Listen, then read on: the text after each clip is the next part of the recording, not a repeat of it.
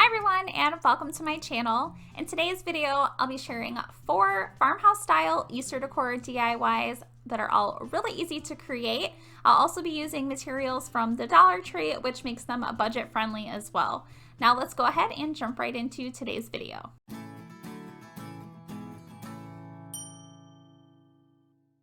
The first DIY today, I'm making a bunny tabletop picture.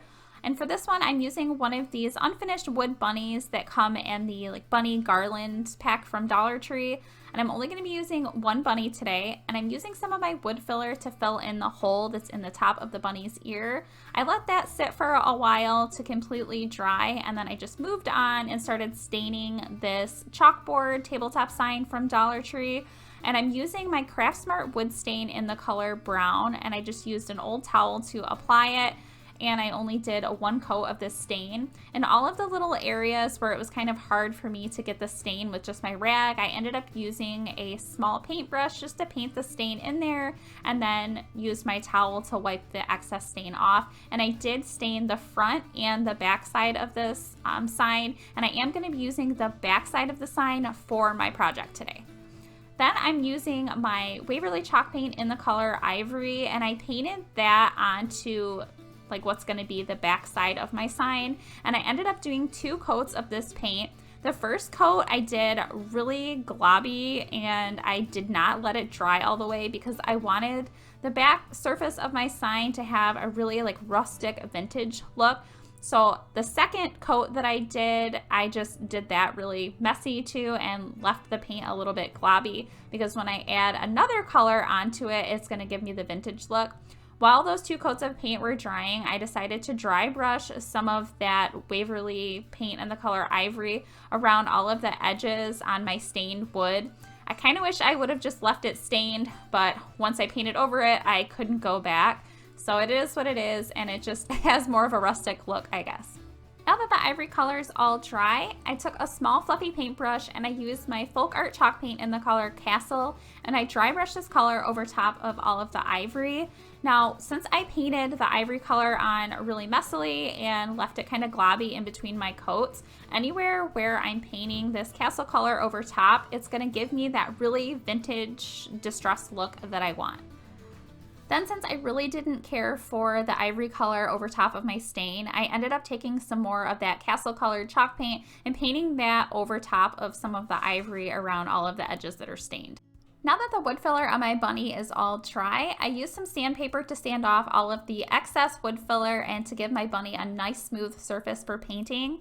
The paint that I'm using is the folk art chalk paint in the color Sage.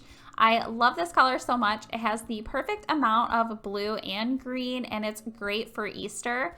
Once my bunny was all dry, I used some of this striped ribbon to tie around the bunny's neck, and I made a really simple bow, and then for the ends of my ribbon, I did cut those in a diagonal. For the last step, I used hot glue on the back side of my bunny to attach it in the middle of my tabletop sign. And this is the bunny picture all finished. It was such an easy project, and it's the perfect accent piece to add to any tabletop or shelf.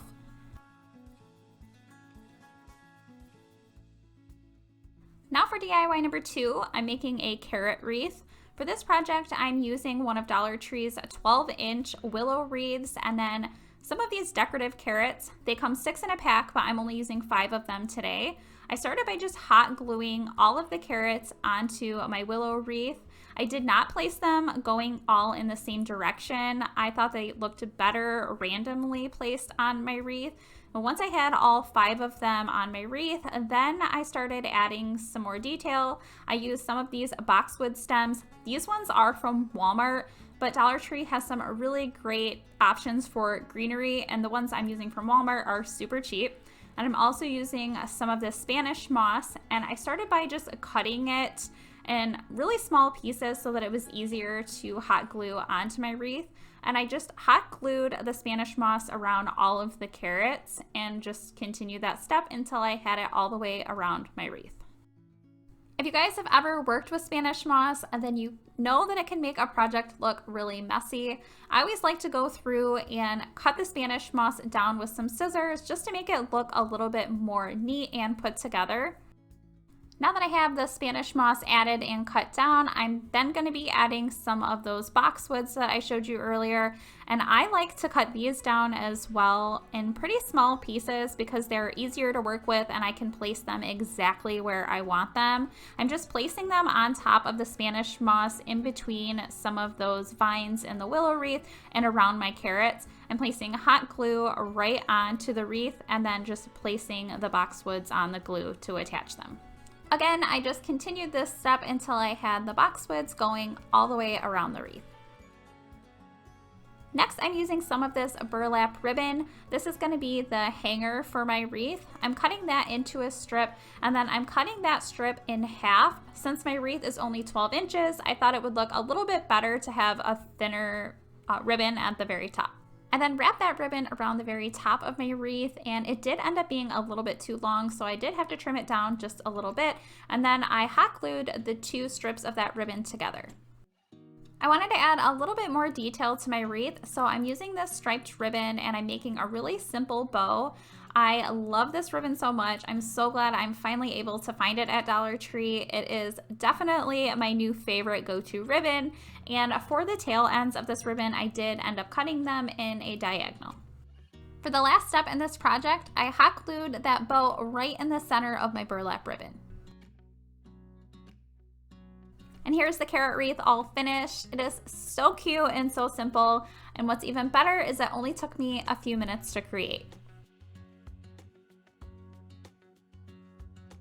Moving into DIY number 3, I'm making decorative eggs and a pedestal tray.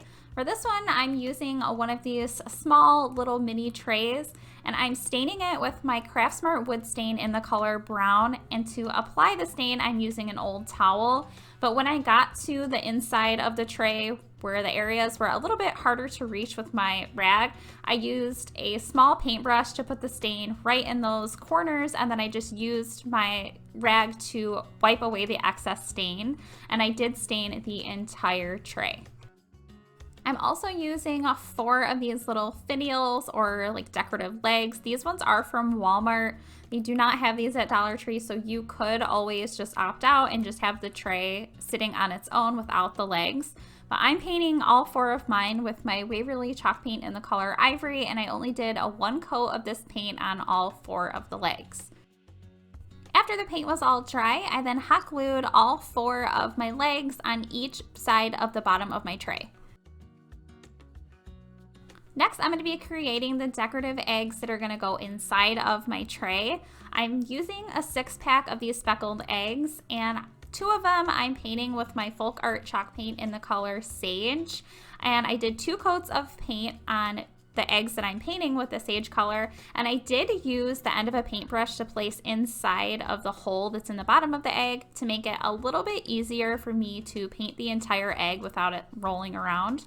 I then painted 2 more of the eggs with my Folk Art chalk paint in the color Castle, and I did 2 coats on these eggs as well.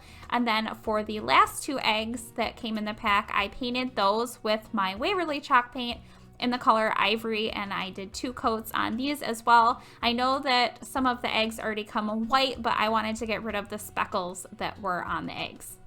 After the paint was all dry, I'm then gonna be decorating my eggs. For the 2 white color ones, I'm using this really pretty jute ribbon that Dollar Tree now carries.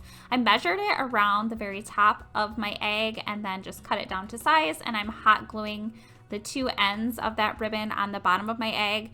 I'm doing the same thing to add another piece of this ribbon going across the other side of the top. Just measured that down to size once again and hot glued the 2 ends of that on the bottom side of the egg. And I was going to leave the egg just like this, but I decided to add another strip of this ribbon going around the middle of the egg. Again, just measured that down to size and then hot glued the 2 ends of the ribbon around my egg. Next, I'm decorating the 2 eggs that I painted the castle color. I'm using this striped ribbon that I think goes perfect with this color. I'm using the ribbon to wrap around my egg just to measure it down to size, and then I'm hot gluing that piece of ribbon around my egg. And it's really cute just like this, but I did want to add a little bit more detail. So I used some jute and I made a really simple bow, and then that bow I just hot glued onto the center of my striped ribbon. To decorate the 2 eggs that I painted the sage color, I'm going to be using some of this cotton lace ribbon. I just measured it to go around the center of my egg and then hot glued the 2 ends of the ribbon around the egg. And then I thought it would be really cute to add one of these tiny little buttons to the front of it.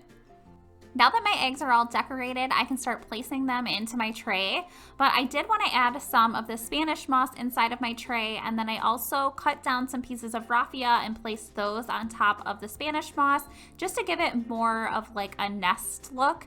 And then I placed all 6 of my decorated eggs on top of the Spanish moss and raffia. To add one little more detail to my tray, I'm using one of these rectangle unfinished wood pieces that comes in the value pack of wood that you can now get at Dollar Tree, and I'm painting that with my Waverly paint in the color Ivory. Once the paint was dry, I then stamped on the word spring. I am still kind of new at using stamps, and I'm not the greatest at getting them all lined up, but my word ended up looking a little bit more vintage, and I'm happy with how it turned out. Then for the last step, I hot glued that small piece of wood that now says spring right on the front of my tray. Here is my pedestal tray and my decorative eggs all finished. This one turned out so good, and I just love all of these colors paired together. It definitely gives some farmhouse vibes. Now for the 4th and final DIY today, I'm creating a moss bunny. For this one, I'm using one of these styrofoam craft bunnies, and I'm also using some reindeer moss. I like this reindeer moss a little bit better than any of the other mosses at Dollar Tree. I just think it is a little bit nicer and looks a little bit better. Well, I'm taking the moss and I'm just pulling it apart so that I can work with it in a little bit smaller pieces.